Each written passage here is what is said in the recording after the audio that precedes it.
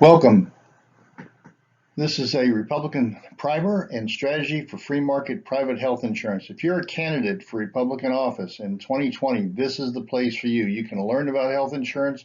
You can have answers to your Democratic rivals. You can have answers for the public. You can get a real good education on health care and health care reform. Let's talk about each of the issues as we go along, and I'll try to provide definitions. I'll try to provide examples and actually differentiate between free market and socialism. Let's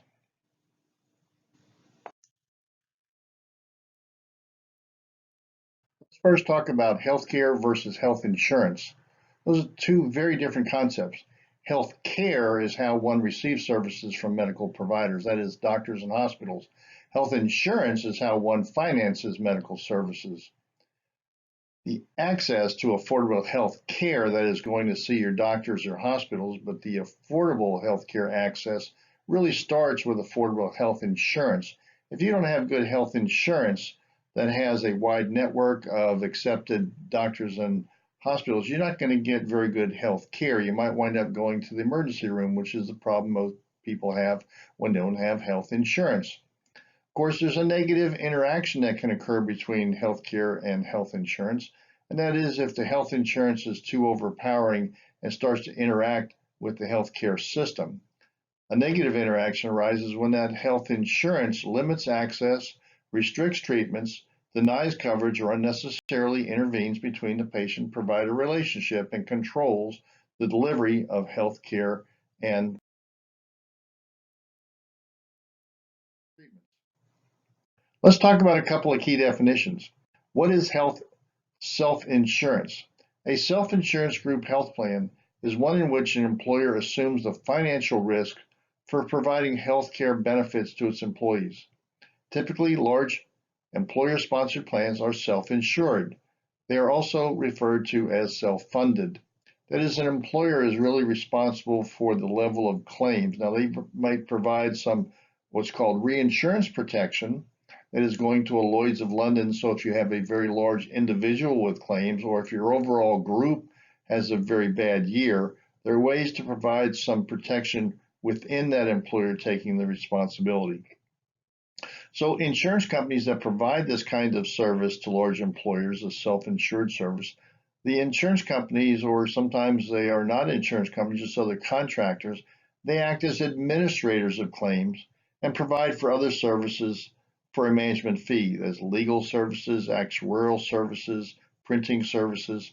These types of arrangements are referred to as TPAs, or third-party administrators. Now, a second important definition is what is fully insured plans, to differentiate it from self-insured plans. They sound alike, but they're very different.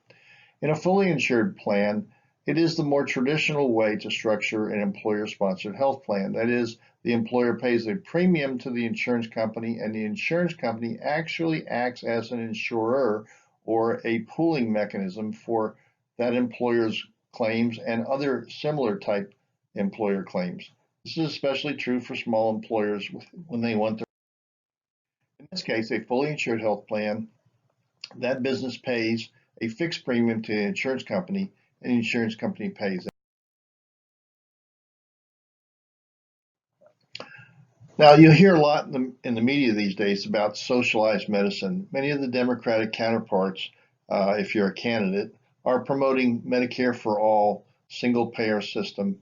It's really more of a government takeover or a socialized system, and it's very selective. A recent Reuters poll found that Americans initially supported a Medicare for all concept 56% to 42%. But once Americans are told that a government-run system could lead to delays in getting care or higher taxes, the support for Medicare for all plunged to 26%. So if your Democratic opponent is talking about a Medicare for all, just be sure to come back with the negatives of increased taxes and government-run systems that could create delays in getting care, create queues, create selecting who gets care and who doesn't get care. The, the immediate popularity of socialized medicine will drop. But what about private market employer-sponsored plans? Do Americans support that? Well, surveys show that 71% of Americans are very satisfied with their current employer-provided health coverage. That represents a 73% satisfaction rate for the 76.2% of Americans that are non-Medicaid and non-Medicare who get their coverage through employer-sponsored, employer-subsidized group health plans. Most of those are in large employer self-funded plans. So let's take a look at three of the key segments of employer-sponsored health insurance. First, 60% of Americans, or about 176 million, are primarily covered by employer-sponsored plans. That's 165 million, and the additional 11 million are covered by individually purchased private health insurance plans. On this chart, you can see there's another 28.5 million people who are uninsured. Even though Obamacare mandated coverage for those who weren't otherwise covered through their employer, 28.5% of the people decided they just really didn't want insurance. They either could finance it with cash, they could just go uninsured and risk it. Young people, you'll see in a little bit later here, were increased, their premiums were increased dramatically under Obamacare, and they didn't want to buy insurance under the old system, let alone under Obamacare, which raised premiums roughly 50% for people aged 20. Obamacare asked people that were younger to pay more in order to cover older people, and that just didn't work. So what's really wrong with Obamacare? Well, let's take a look at those three groups. Large employer-sponsored health plans really need relief from Obamacare. There are a number of mandated coverages, mandated restrictions, employee definitions of full-time. There's all sorts of things that are hurting employer plans, that are restricting them and providing what they want. Another one is called a Cadillac tax. Now, a Cadillac tax is if an employer's plan is so rich, like many union plans are, or very large employers who are trying to be sure that their employees and their family members are protected from healthcare illnesses or diseases, the federal government under Obamacare has decided that there's only so much you can pay. And if you pay more than that for health insurance, you're actually going to have a tax on that excess cost. So it's called a Cadillac tax. But if you think of healthcare as the maintenance contract on your human capital, why would you want to restrict how much your maintenance contract covers in order to protect that asset? So large employers are very upset about the Cadillac tax, and it periodically gets delayed as far as the implementation. But it's a tax of 40% of the excess cost that employers would like to provide to their employees that the federal government says you really don't need to do that. Well, who is the federal government to tell us, a large employer, what they can cover and what they can't cover, and they had such a burdensome tax if an employer tries to do that. As far as the small groups, they really hurt the most under Obamacare. There's also some strange terminology. One is called price compression. Price compression is a system that overcharges young groups in favor of older groups. Obamacare said that older people cannot be charged any more than 3 times younger people. Well, the reality is that they generate more than 3 times the claims. So in order to meet that legal requirement, young people's premiums were raised so that older people's premiums could be lowered, so that that 3-to-1 ratio could be met, even though that doesn't match up with reality. As a consequence, younger people decided they didn't want insurance. That's why we had that 28.5 million people uninsured, and why ultimately that that individual health insurance tax was eliminated. We'll see in just a second. The second term that's really important to understand as to why Obamacare was wrong for most of these entities was that something called a single risk pool. A single risk pool really lessened the value of employers to provide healthy programs and incentives to its employees.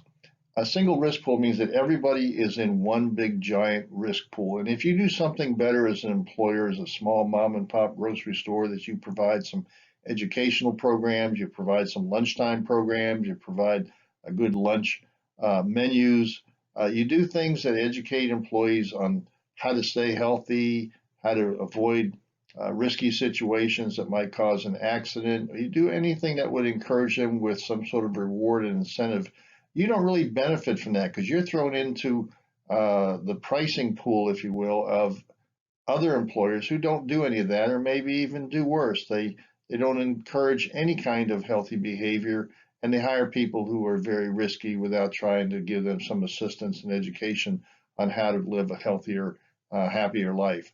So it really hurt the small groups dramatically in these couple of areas, as well as many others, like requiring them to have coverages that they don't really need. As far as the third group, the individual health insurance, individuals were mandated to buy extra coverage. So if their employer, that small group, didn't provide insurance coverage, they were required to buy coverage that they didn't want or need. As an individual, I don't need certain coverages. I want just some catastrophic coverage. I'm young and healthy, but if something dramatic happens, or as an illness or an accident, then I need some coverage to protect me. But I don't need all the expensive things that Obamacare was requiring. Well, if an individual failed to purchase that Obamacare health insurance, they faced a tax penalty. Now, fortunately, the individual tax penalty was repealed starting January 1st, 2019. Now, let's go back to that small business and why it's such a major issue to deal with any kind of health insurance reform that focuses on that small business. Well, nationally, less than 3 in 10 businesses with 50 or fewer employees, they even offer health insurance benefits. So many workers in that mom and pop grocery store, that laundry mat area, or the dry cleaners, whatever it is, that small candy store down on the corner, they, in many cases, don't even offer insurance. And if they do, they don't provide a lot of subsidy because the insurance is just too expensive for that employer. So we're going to find ways as we move through this PowerPoint on how that can be improved and how small businesses can have more affordable insurance to offer their employees. So many small fully insured businesses do not even offer plans with employer subsidized premiums. And this is the critical issue, as 40% of American workers are in small business, contract workers, or are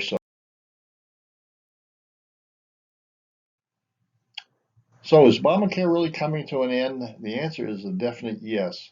Obamacare is in a death spiral. It no longer works. Obamacare is in the end stages of what's referred to as an actuarial death spiral. Those young people were not there to subsidize the older people. That's now even not a legal requirement.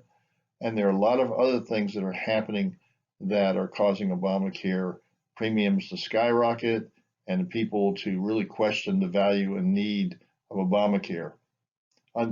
The individual mandate, as we mentioned, failed. That was the major flaw in Obamacare, is trying to force young people into buying insurance that they didn't want at inflated prices. And self-insured exemptions and anti-selection is occurring. The self-insured group plan exemption that is in Obamacare is now being used by groups as few as 2 employees. These arrangements are known as level premium plans. Well, self-insured programs were really intended for very large companies. Initially, it was over 1,000 lives, and over the last several years, it's dropped to more like 300 lives is more appropriate. Well, now insurance companies, in order to avoid Obamacare, have been offering up self-insured programs that are kind of a combination of reinsurance products and self-insured arrangements that will meet the qualifications for an exemption. But it just shows how desperate the market has been, so that if a small employer can undergo some basic underwriting, they actually can go self-insured. The reinsurance companies will be asking for that information, and so they can get out of that single risk pool. They can be in their own risk pool. They can be in a risk pool with healthier groups that have been able to pass some basic underwriting requirements. And then if they have a really bad claim, they can actually go back to Obamacare and get into the risk pool with a lot of other groups. So what's happening is that in the group insurance part of Obamacare, the only the bad risks are in Obamacare. In the exchanges, for example, that have been set up to group the individual these small employers into a risk pool. But if you're a healthy group, you can be segmented out. So the only people left in Obamacare are people who are bad risks and those who have had bad claims after going self-insured when they come back. The same with individual coverage. Because it's a single risk pool concept for individuals, only unhealthy individuals are in there now. And people who went uninsured that were healthy are now would come back when they can because it's a required coverage. It's a guaranteed issue. So you wait till you're sick and then you jump in. So the whole thing coming to an end. So what's about post-Obamacare look like?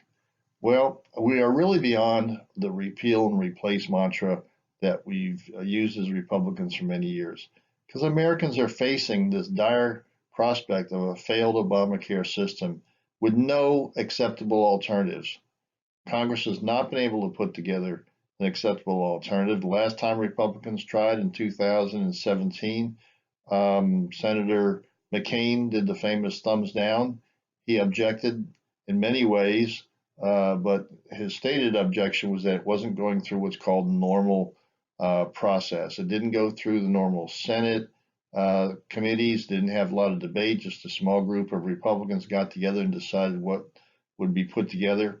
And he objected to the process as not being the normal process. So if Republicans are actually going to move and fill in this void that's going to happen, they're going to need to go through normal committees. They're going to have to get the public trust on healthcare. They're going to have to be open and transparent and actually have a system that's easily understood. And we're going to give you an example of that at the end of this PowerPoint. Because as Obamacare dies in this post-Obamacare era, Republicans are going to be blamed. They have the presidency, they have the Senate, and hopefully they'll have the House in 2020. Well, Republicans are going to be blamed by the Democrats and the media for Obamacare's failing. Whether that's true or not, it doesn't matter. They will say Republicans failed to address the issues to improve Obamacare, and they never offered a viable alternative. So, what should Republicans do? Do we go back to the pre-Obamacare? No. Pre-Obamacare health insurance lacked many features of a free market. Consumers were powerless when seeking to purchase coverage from insurers. Insurance restricted which provider services patients could access. Cost and quality information were non-existent. Individual consumers had little or no power to negotiate premiums or understand why they were rejected for coverage. The limited competition among insurers restricted consumer coverage alternatives, plan choices, innovation, and there was very little pricing competition. There is no intent to revert to that system. Don't let any of your opponents in the political arena or any part of a debate imply that what you would like to do after Obamacare is go back to the system that we had pre-Obamacare. Republicans need to develop and support a new health insurance system that is consumer driven and patient centric. So how do you solve this complexity and the confusions of health insurance reform? Well, remember the old saying, KISS, keep it simple, stupid. Well, how do you solve massive problems?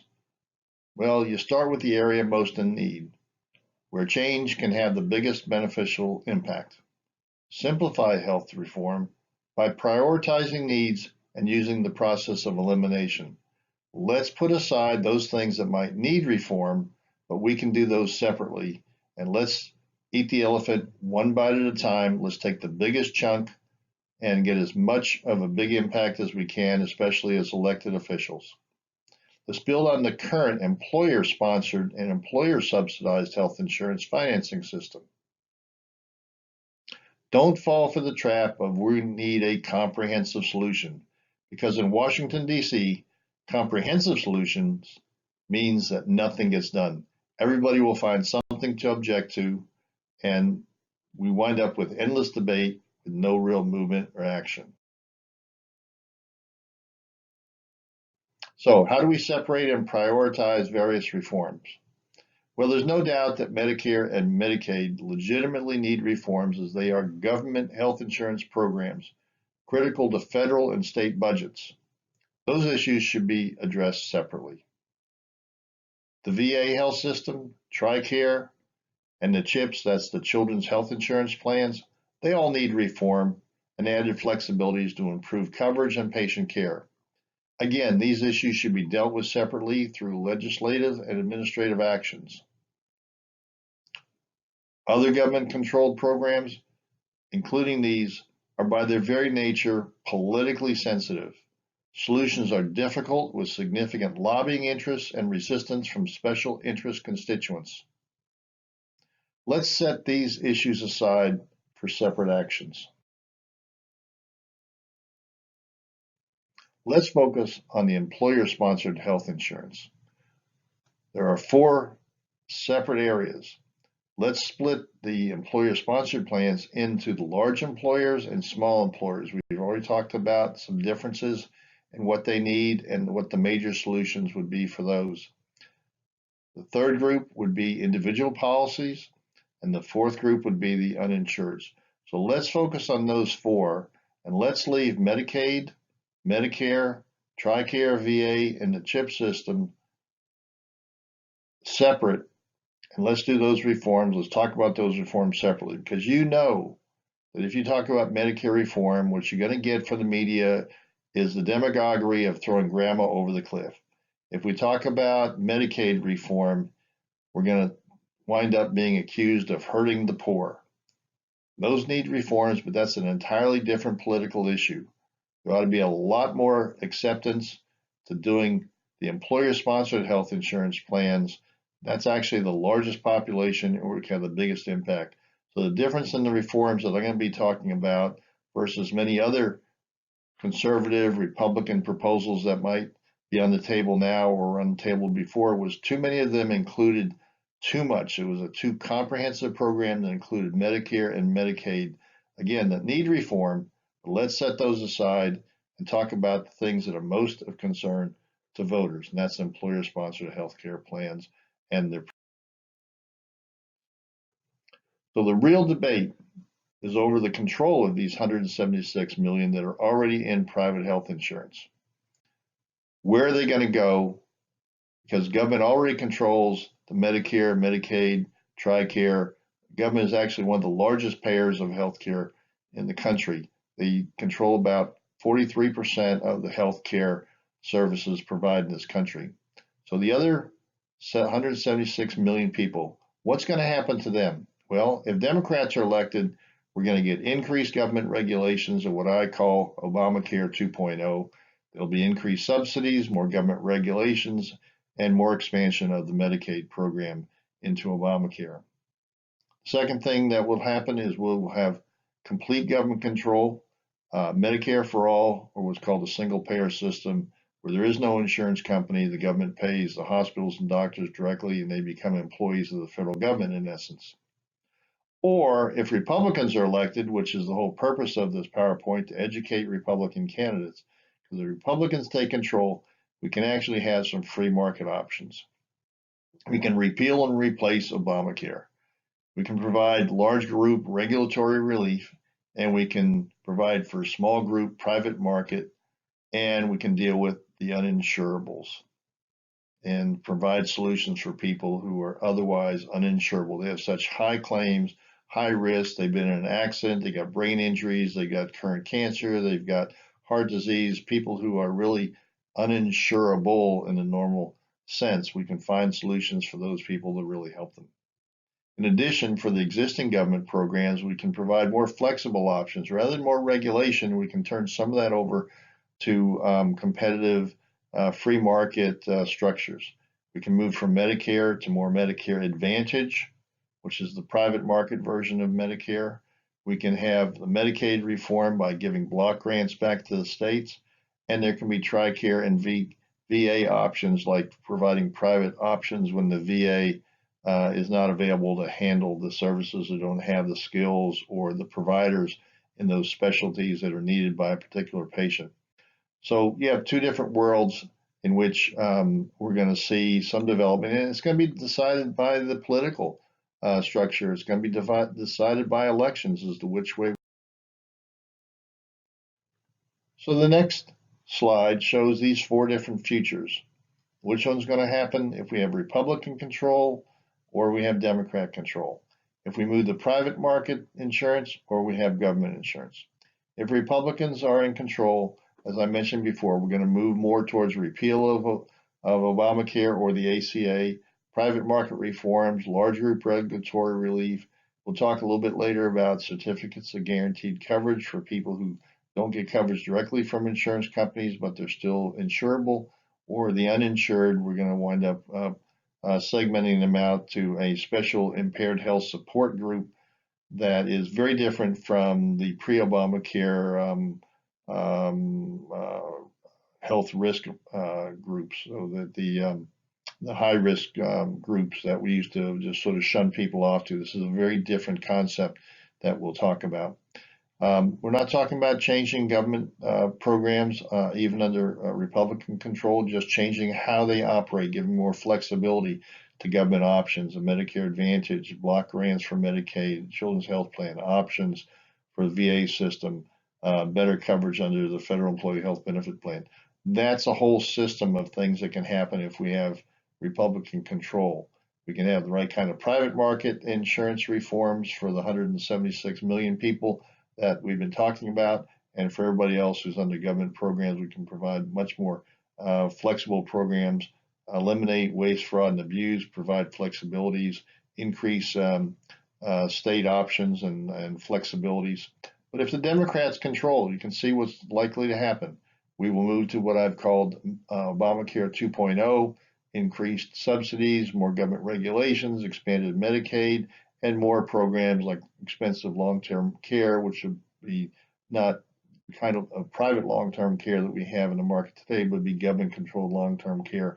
And we've seen what kind of disaster those convalescent nursing homes are under Medicaid today, and we just get more of the same.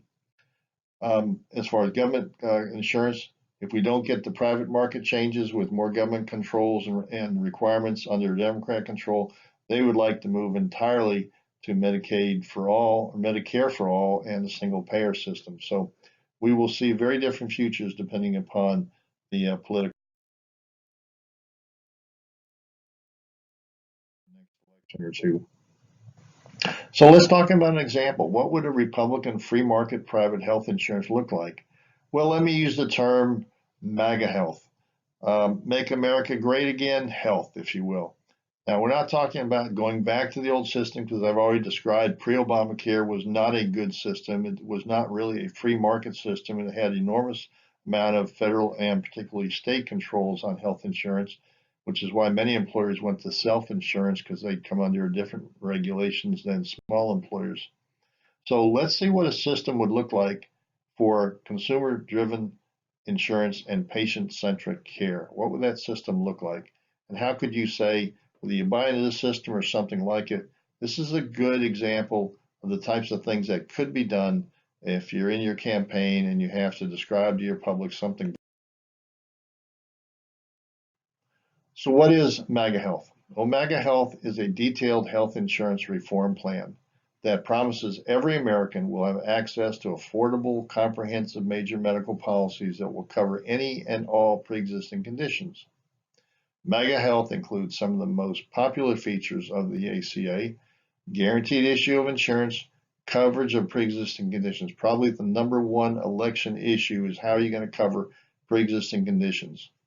Dependent children coverage to age 26, unlimited lifetime maximums, and comprehensive major medical plans. All those things should be available in a voluntary system, but for those who do get insurance, those would be some of the key items that are included in any kind of a MAGA health insurance plan, whether it's a comprehensive plan or whether it's a catastrophic plan covering only high cost.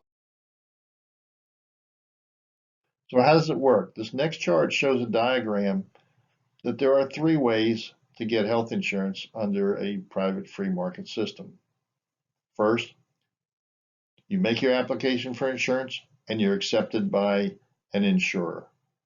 Now, the studies show that pre-Obamacare, 88 to 89% of people who applied were accepted for insurance. So the vast majority of people who actually apply will get insurance at a premium that's acceptable to them, at coverage that's acceptable to them, the coverage that they want. They will get 88 to 89% of the time. They will get what they're looking for and make a purchase just like any other retail purchase that you might do. Go into Walmart or Target or any place else. You find something that is acceptable, that meets your needs, and you make the purchase. Now, insurance companies pre-Obamacare were known for doing what some would refer to as cherry picking in its worst form. In other forms, just that they have requirements that said you don't quite meet my standards for offering insurance. And different companies have different standards. There's no required underwriting requirement that all companies must meet. They have different standards. So some rejected lives more than others, some accepted lives more than others. When you were rejected for coverage under one of these company's standards, that doesn't mean you were really uninsurable, because you might have been accepted by another company if you had applied to United versus Aetna versus Humana versus any other company that you might have decided to apply to. So if you're under this system, if you're a rejected life, we will set up under the system a health review authority, which is a quasi-government private entity that would review those 12% of rejected lives that come from initial applications to an insurance company. If you as an individual were rejected and the health review authority says, hey, you're not really uninsurable, you were just rejected on a standard that really was too restrictive, you will be given a certificate of guaranteed coverage.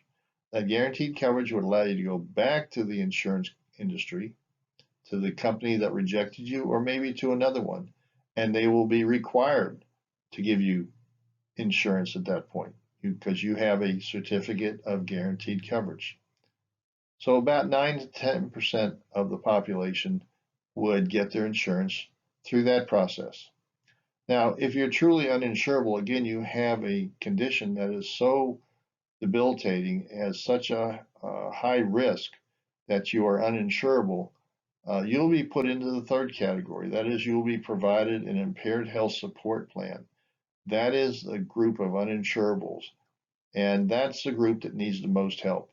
In the past, we called these high risk pools, and we kind of put people in this category and we kind of shunned them aside, gave them limited coverage, gave them only limited options for care, and we didn't provide them all the help and support services that a Microsoft, a Georgia Power, an Intel, or any other major large employer, Walmart, any of those companies have great programs. They have disease management programs, they have educational programs, they have rewards and incentives for stabilizing your condition, of keeping up with your doctor's orders and your treatment plans, combination of mental health and physical health, social support, spiritual health. All those sorts of things need to be brought together to help the sickest among us have the best care possible, to help them both stabilize their condition and hopefully some level of recovery. So those are the three ways. You're either accepted by an insurer, you're guaranteed coverage through a guaranteed certificate of coverage, or you are provided insurance and a health support system. It's a very simple system. Three options. If you want insurance, you're going to get insurance. There's no questions about your potential for coverage, but nobody's going to require you to have insurance. If you don't want insurance, you don't have to have it. But if you have an application for insurance, you want insurance, you will get insurance under one of these three, and all three would provide for guaranteed issue with coverage of. Now, any health reform has to cover three big issues: access to care, quality of care, and the cost of care. If it doesn't improve these three areas, then it's not as good a healthcare reform as is really needed. So let's take a look at this private market system that I'm describing and see how it matches up with these three major. So does MAGA Health increase access to care? The answer in short form is yes. Access to buying health insurance is different and more important than buying other products and services. We all have some pre-existing conditions, or at least most of us do. You're either maybe born with a pre-existing condition, You acquire it from illness or disease or the natural aging of our bodies. We will have some pre-existing condition. Too often in the pre-Obamacare, insurers limited access to health insurance by accepting or cherry picking only the very healthy consumers. This is the one big area that has to be removed and eliminated in any new system. We cannot allow this cherry picking, which is why that certificate of guaranteed coverage is so important in a new system. In MAGA Health, it provides all Americans guaranteed issue. If you want insurance, you're going to get insurance, and you're going to have access to comprehensive health insurance covering pre-existing. So, does MAGA Health improve the quality of care? Yes, the quality of care starts with good insurance. That's the whole purpose of this approach to health reform. It talks about health insurance reform. And if you've got good insurance, good comprehensive major medical insurance means better access to quality care. Better access to quality care means better treatments, and better treatment means better health. So it all starts with good insurance. Health insurance is associated with better outcomes for adults and children. Uninsured women are 36% less likely to get pap smears and 60% less likely to get mammograms.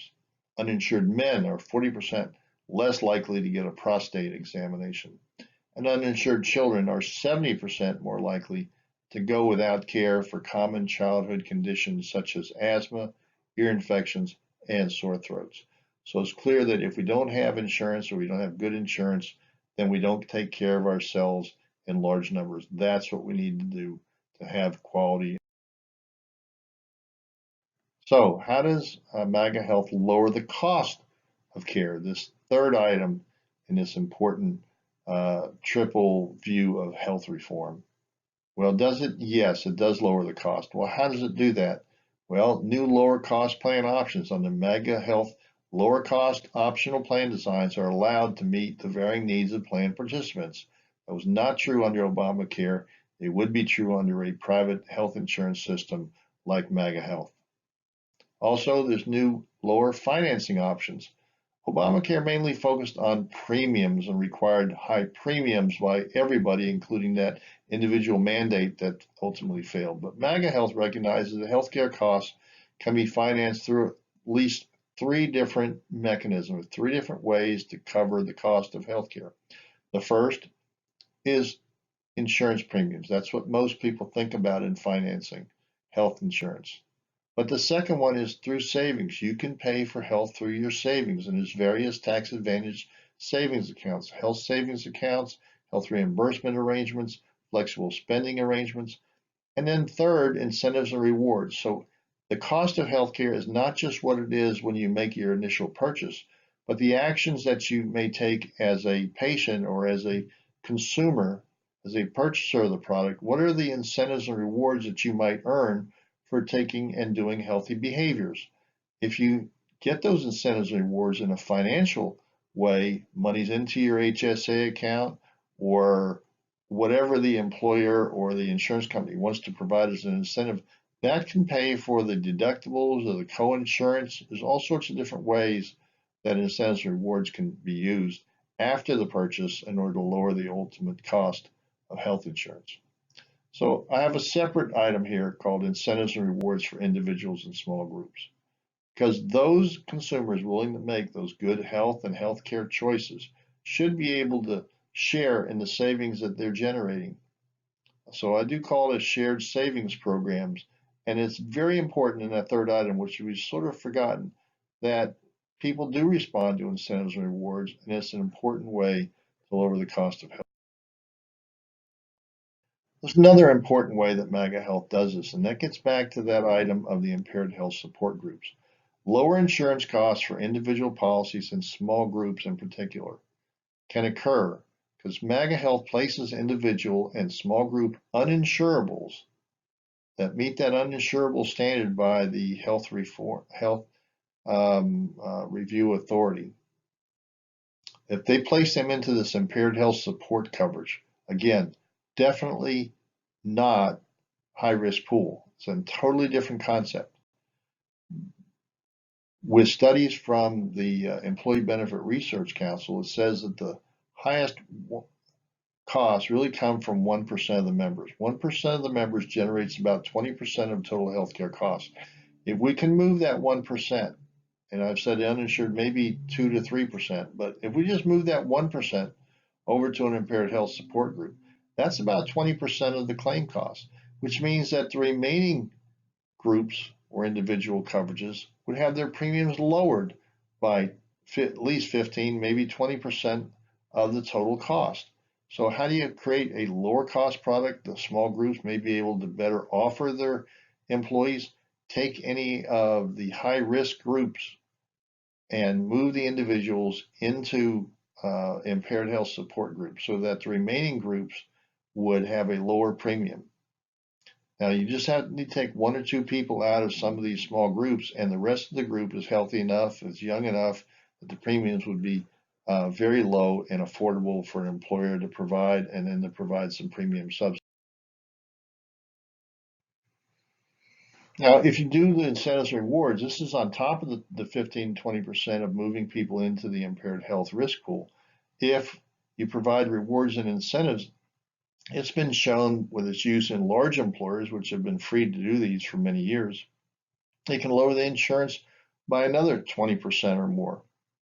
Incentives based on health status are allowed for large self-insured groups. The Federal Department of Labor allows incentives up to 20 to 30% of premiums for health status, and unlimited incentives for participation rewards. That is, if you just participate in a non-smoking class or participate in a 5K run, if that's what the employer is encouraging, they can provide rewards and incentives that are unlimited for that. But for the health status, as was mentioned early in that paragraph on here, so incentives based on health status are allowed for those large groups, and the Federal Department of Labor says 20 to 30% of premiums for health status. So we can lower premiums dramatically by including these along with the impaired health support group structure. So more information on how does MAGA Health lower the cost of care? Well, it promotes employer subsidies for affordable health insurance over government subsidies. If the employer is providing a subsidy over the government subsidy, we can have more certainty in a worker getting a subsidy. They don't have to worry about the uncertainties of government subsidies, how the government subsidies change from one year to another, how it changes if you make more money, your subsidy goes down. That's not true of employer plans. Much more certainty, and there's no drop off in the subsidy in most employer plans if you're making more money.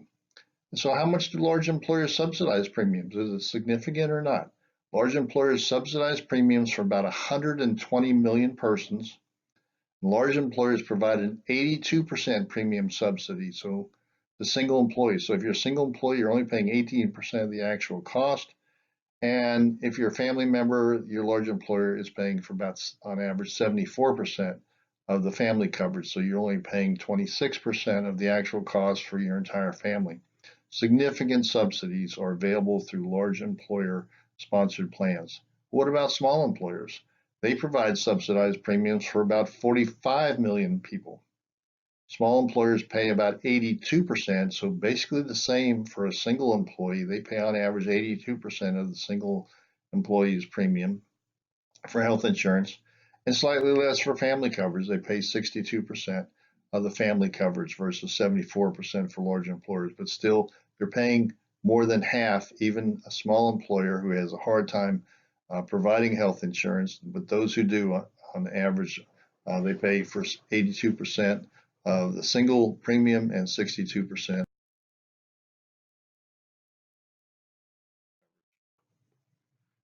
So what's the political value of MAGA? Where are we going with this MAGA health from a pure political standpoint? Well, by focusing on the private health insurance market alone, MAGA health shows how conservative solutions will work in what the majority of working Americans are concerned about. That is their health insurance that's affordable, increases access to care, lowers the cost of care, and improves the quality. It also avoids the political demagoguery around Medicaid and Medicare reforms. Such reforms are typically characterized as hurting the poor and throwing grandmother over the cliff. So you avoid that, deal with those things separately. You got to win the public support before you can win the change in the government programs. And we're a long way from winning the support for various changes to Medicare and Medicaid. We've been talking about them for years, and nothing seems to get done because there are vested interests and lobbyists and political demagoguery that goes on when you try to change those. So let's put those aside and try to make our arguments for those separately as a political party. But let's focus on the big issue, the 176 million people and almost 200 million people when you include the uninsured. Get those reforms done first, and we can get that done. So save those other battles for another day and solve the concerns most directly affecting working voters.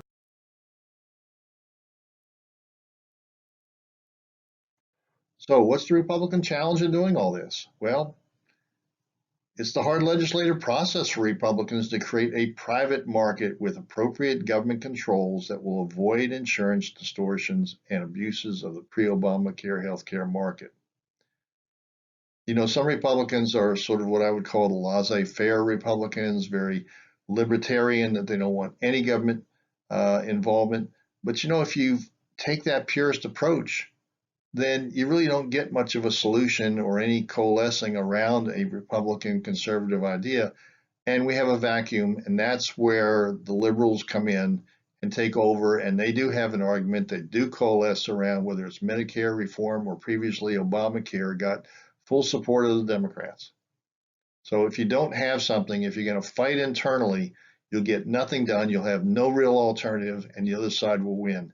That's the Republican challenge. How do we actually get together and agree on something that isn't perfect for everybody, but will get the job done for the American people and for the voters, and will give you a winning election issue? So free and fair markets that empower consumers will require some new but limited government oversight and involvement. The challenge of creating a Republican consensus is developing acceptable, smart, consumer empowering regulation. What's the greatest danger? That if we don't unite, then surely the country will head in the opposite direction towards socialism and Medicare for all, or a single payer